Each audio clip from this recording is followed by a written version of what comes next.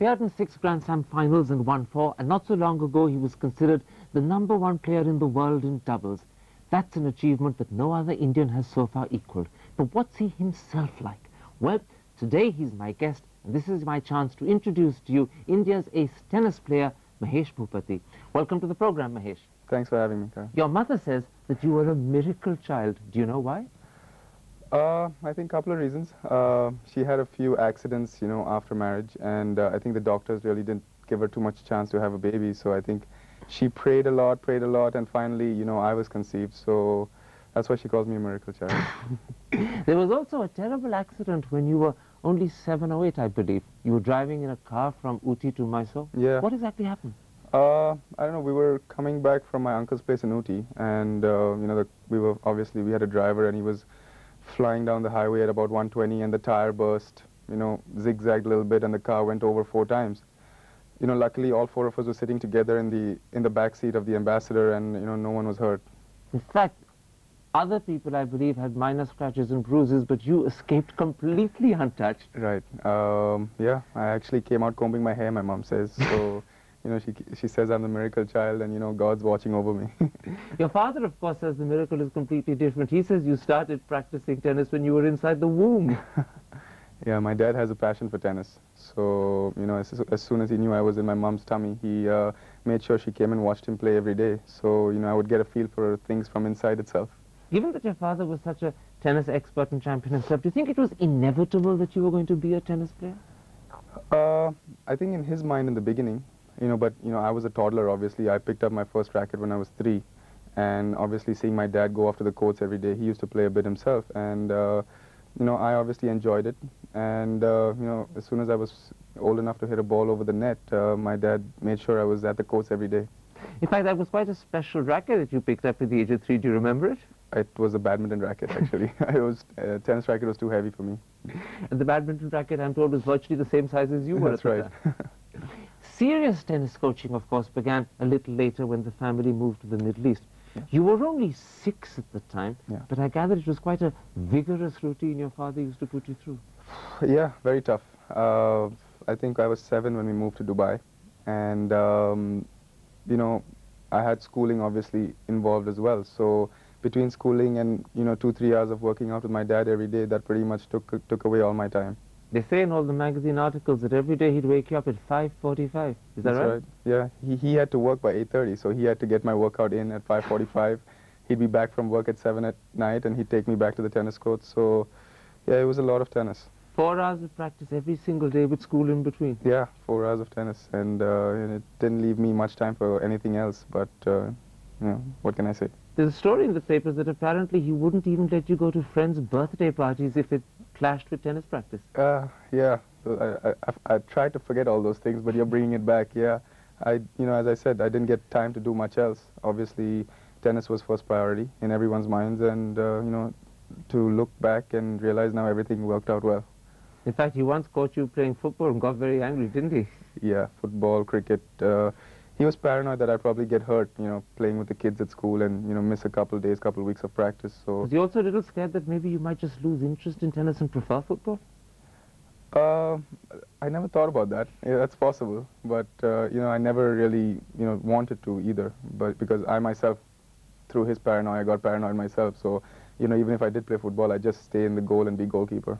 So, amazingly, this incredible routine of 4 hours practice and tennis continued for 10 long years. What happened to your younger sister, Kavita, during this period? Wow. Well, she obviously didn't get as much attention as I was getting from my father. She got a lot closer to my mom because they were both home while we were practicing. But, my dad gave her the option to play tennis, but she's a lot more strong-headed than I am. I go with the flow, try and please everyone, but, if she doesn't want to do something, she wasn't going to be daddy's girl when it came to tennis, No, huh? She didn't want to go through what I had to go through every day. In fact, he was very single-minded, your father. I believe at one point in time he even suggested that perhaps you should drop out of school and concentrate on tennis instead. That was what we did, actually, because, 4 hours, as I grew older, it needed to become 5-6 hours, and then it was cutting into school time. So I pretty much got out of school and, did my O-levels and A-levels privately with private tutors from my school itself. which gave me obviously the 8-10 hours I needed to work on my tennis. Were you thrilled about the idea that you didn't have to go to school every day? Yes and no. I mean, the school time was the only time I'd get to spend with my friends because, as you know, you already said, I'd never go out or go to parties and stuff like that when I was younger. But you know, obviously, it had to be done if I wanted to pursue tennis as a professional. So were the teens, in a sense, also slightly lonely because it was tennis and there weren't too many friends around? Yeah, it definitely were. I mean, luckily, I had a few friends in school that I still keep in touch with, and no, it's all worked out well. I have no Are you, in complaints. fact, a bit of a loner yourself? I mean, you've grown up actually with tennis and your father and coaching, but have you become a loner as a result?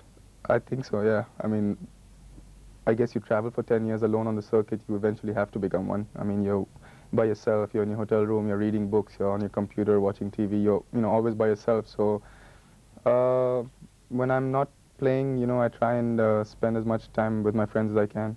I gather, in fact, you learned how lonely the circuit could be even at the very young age of 14. Your first tour of England was pretty lonely most of the time, wasn't it? It was very tough, you know, leaving home for the first time and going on a 6-7 week tour, and especially going playing against the so-called Goras. It's not easy, but you know. They weren't friendly? They weren't, you know, it's obviously a lot of, I wouldn't say a lot, but a little of racial discrimination, you know, especially when you're a kid. And not much you can do about that, but... Give me an example. What sort of ways would this racial discrimination manifest itself in? You know, little ways which you probably wouldn't notice if you weren't actually going through it. Like, you know, you want to book a practice court and you probably get last preference. You want to, you know, get some balls to practice and you probably wouldn't get new ones. But, you know, it's all part of life, I guess. And we all learned our lessons with that. And were they also lonely evenings just sitting by yourself, perhaps staring at the telly? Still are. You know, when you're traveling on the road, you know, you finish your match at 6 in the evening. You got the whole evening, you know, to pretty much recover for the next day and just sit home, watch TV, get on the net. Now, a few years after you dropped out of school, you were at the University of Mississippi, throwing yourself wholeheartedly into college tennis. And once again, your dad suggested that perhaps you ought to opt out and concentrate on becoming a professional. Yeah, I mean, the reason I went to college was basically to improve my tennis. You know, the standard of tennis there is at its highest. And it did me wonders. You know, I went there, my first year, I improved leaps and bounds. And because of the fact you were competing against your peers? Competing day in and day out. We had 7 guys on my team itself who, you know, could beat each other any given day. So it was great competition. And yeah, my dad wanted me to come out after the first year, but, you know, I wanted to stay because we had a fabulous team. We had a chance to win the whole championship, and I didn't want to let them down. Was it also the fact that somehow you said to yourself, look, I may have missed out on school, I don't want to miss out on college as well? That actually wasn't it. You know, No. I wasn't a big fan of studying at this point, but because even though I was in college, I wanted to put that 6-7 hours of tennis. And as I said, I think that's why I improved. You know, I was putting in a lot of tennis when I was at college. So what happened? Did you drop out of college for a year and then go back again? No, I just went back for my 6 months, you know, played with the team. We did great. We finished number 2 in the country. And after that, I told my coach, and he himself knew because, you know, I told him before I came back that this would be my last 6 months. You know, the amazing thing is, as I hear you talk about the early years, before you actually became recognized as a champion, 2 things stand out. The first is this incredible determination your father had that my son is going to be a champion. Do you think it would have been possible without him? Probably not.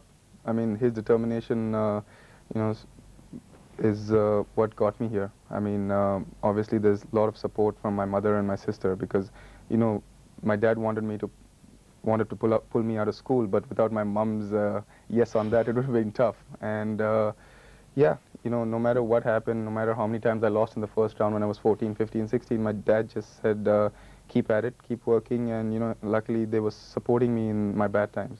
The other thing that stands out is your own incredible determination, because to put in 4 hours of tennis practice, then 5, then 6, every single day for 10 years, when you're, what, 10, 11, 12, 13, is very difficult, isn't it? Yeah, but I think at that point I had, you know, tennis in my blood, so as to say, you know, everything we did at home was tennis. I'd go home, we'd watch tennis tapes, go to practice, come back, you know, follow tennis results. So it was pretty obvious that I wanted to be a tennis player. My dad took me to Wimbledon when I was, I think, 11 and 13. So... What was that, to instill the game into you, to Yeah. actually make you feel it in your blood? Just to, yeah, to see what it was like and maybe experience it one day myself. So, you know, tennis was it, and I had to put in the work, and luckily for me, I did. But all those years of work, have they made you really tough? Very tough. I mean, unfortunately, it's not stopped. You know, we have a lot of hard work ahead of us, and you know, we're still putting in a lot more work But every you day. recognize that you've got a lot of willpower and a lot of determination. Yeah, I think it's definitely made me tougher as a human being. Let's take a break there, Mahesh. I want to come back in part 2 and talk about the incredible career that began from the mid-90s onwards. What your father, in a sense, was really training you for. We'll be back in just a couple of moments. Stick with us.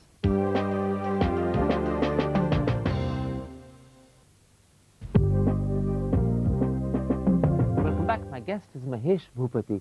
In 1997, you became the first Indian to win a Grand Slam title when you won the French mixed doubles. The fact that it happened on your birthday, did that help? To be honest, I really didn't. You know, people were calling me, sending me emails, wishing me for my birthday. But you know, waking up on the day of your first Grand Slam final, it was pretty nerve-wracking. I don't even remember it was my birthday till after, you know, way into the night when you know finished celebrating for winning the Grand Slam. But it was very exciting. It was an incredible game because you were playing the top seeds at the time, Patrick Galbraith and Lisa Raymond, and I gather that you and Rika Haraki, your partner, were probably right at the bottom of the seedings if you were there at all. Yeah, we were actually 16. We were the last seeds, yeah. So were you surprised when you ended up winning? Well, the whole tournament was a surprise for us. I mean, you know, the sign-in for the mixed doubles closes at 6 o'clock, and Rika finds me at 5:30, and I ask her if she wants to play. She doesn't even know who I am. She's like, "What's your ranking?" And you know, it was one of those mismatches, and we got really lucky. We were down match points in the first match, and all of a sudden, in the third round, we caught fire. You know, we couldn't miss a ball even if we tried, and ever since that, you know, we just got better with every match, beat some very good teams. Sounds as if you're destined to win. Do you believe in things like the hand of God on your shoulder? Definitely. I mean, there's a limit to how much hard work you can put in, but unless you have God looking over your shoulder, then, you know, you're not going to get the breaks you need. But on that day, he looked over not one, but both shoulders, because you won in, what, under an hour, straight sets, 6-4, 6-1. It sounds as if the top seeds just crumbled. Yeah, I was glad it was over that quick. You know, I was nervous as it is being on center court at a Grand Slam, but you know, luckily we got off to a good start, and you know, we just got better as the match went on, and 6-4, 6-1. The very next year, you were judged to be the #1 player in the world in doubles. And the funny, interesting thing is, at the time, you only had this one title under your belt. Is that a bit of a paradox? It was in the sense, but you know, by '98, Leander and myself had already become the most consistent pair on tour. You know, we were consistently making semifinals of the Grand Slams, winning lower-level tournaments, and there was no other pair, you know, equaling that. So both of us, you know, moved steadily up to #1 and #2 in the world by then. And when you, in fact, were judged to be the #1, was that a moment of real pride for your father? Was that, in a sense, his achievement? I think so. I think my whole family. I mean, I remember it happened in Monte Carlo when the following week I was going to be #1 when the rankings came up. So I think I emailed them, and you know, the whole family was pretty ecstatic.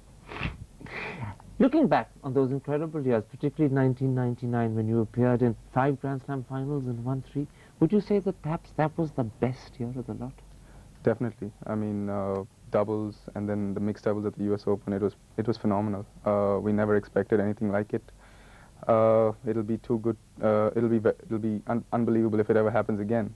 But it was a great feeling. Which of those 3 that you won? You won the French doubles, the Wimbledon doubles, and the American mixed doubles. Which of the 3 mattered the most to you? It has to be Wimbledon. I mean, Wimbledon, being Indian, growing up in India, you know, Wimbledon is always special. It's always followed the most in this country. And to be honest, Leander and me never thought we would win Wimbledon because grass is not our favorite surface.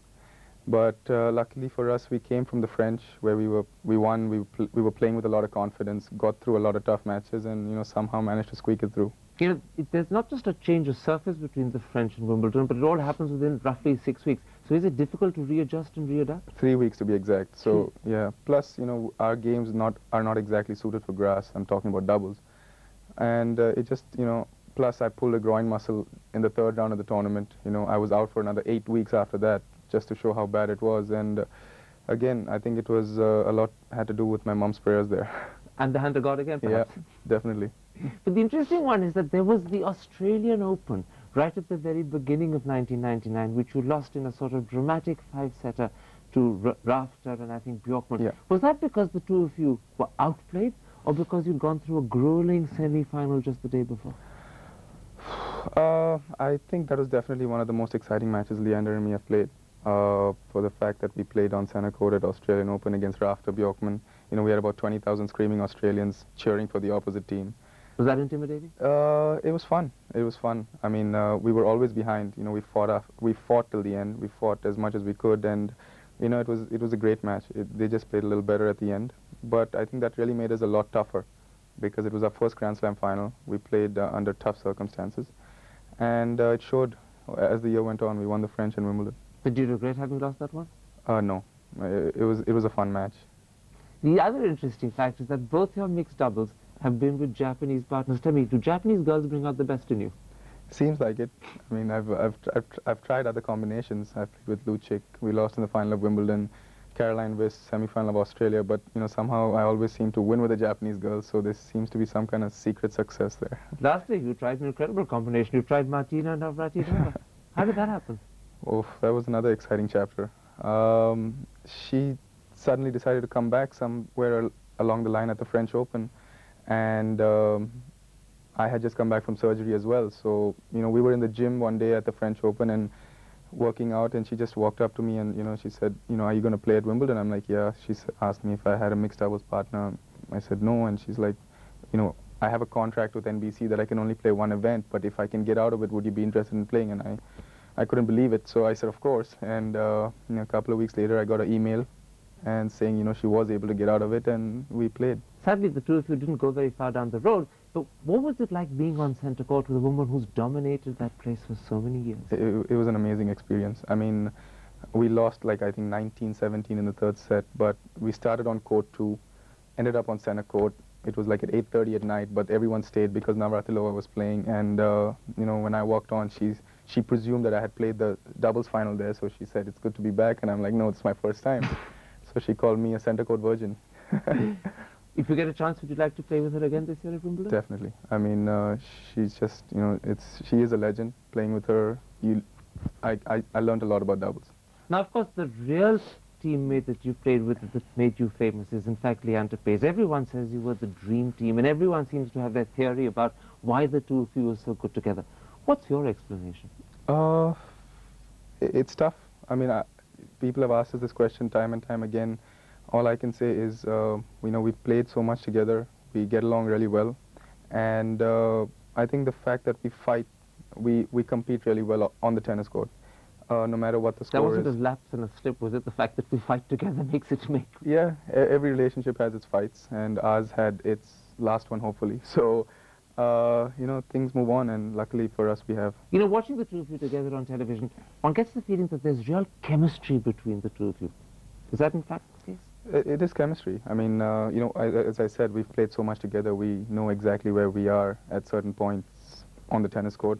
Plus, we're always giving 100%. We fight no matter what the score is. You know, we've had a couple... And without the other speaking, can you work out what he's thinking? All the time. On the tennis court, for sure. The sad part is that, you know, just as the two of you are together making success professionally, things started to fall apart personally. What went wrong? You know, that's something I still haven't understood till today. You know, there were accusations with Rico, my coach, and Leander, and vice versa. But, you know, the reason I don't understand is because the accusations were never backed up with any proof or anything. But, you know, luckily for us, people have matured, things have moved on, and everything's pretty much back to normal now. Do you think it was a misunderstanding, or do you think people were actually putting the two of you up to it? Were they actually trying to create mystery? I think definitely people were involved to a certain extent. You know, people not directly involved with us, but, you know, people in 7th, 8th person were, you know, spreading rumors, causing trouble, which, you know, worked a little bit. But, you know, we're back, and, you know, hopefully we'll come back soon. You keep saying you're back, and hopefully we all hope we'll come back soon, but how difficult is it going to be? Has some of the magic leaked away in the last year and a half? I don't think so. I mean, 3 weeks into our comeback, we won Japan, which is a pretty big tournament.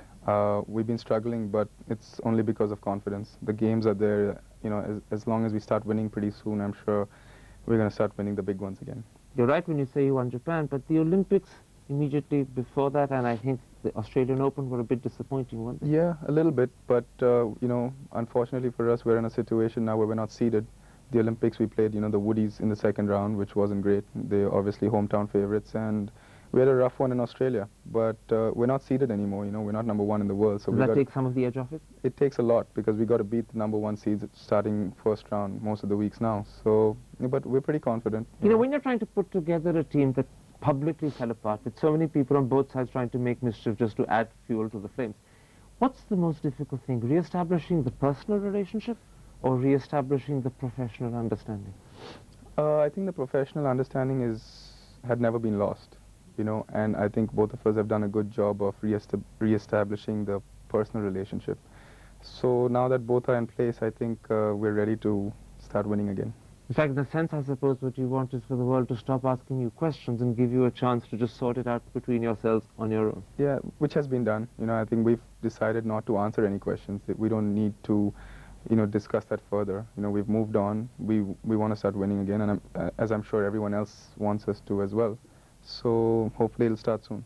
So I take it you're going to be playing together at Roland Garros and after that at Wimbledon as well? Yeah, we're going to be at all the slams this year. So what's your prediction for the next coming two slams? You going to win them? I wouldn't say we're going to win them, but you know, we definitely get excited when it comes to Grand Slams. And you know, if not this year, hopefully we can get some confidence back and, you know, start winning some next year again. What about your personal life? You're 26, you're young, you're successful, you're good looking, and I presume you're also by now becoming quite rich. How long is Mahesh Bhupati going to stay single? Well, as long as it takes me to find a woman, I guess. What does it take to find a woman? Well, you know, life on the tour is not easy. You know, we're away so much, having a girlfriend or, you know, just carrying on a relationship is not easy at all. So, you know, marriage hasn't really gone through my mind yet. Are you saying that you haven't thought of it because you're still concentrating on tennis and that's your first priority? Or are you saying that it's difficult to find a woman, much as I may want to, because how do I find one when I'm on the tennis tour all the time? A bit of both. I think majority of the reason is because a lot more tennis left in me, and, you know, a lot more I'd like to win before I, you know, think about settling down.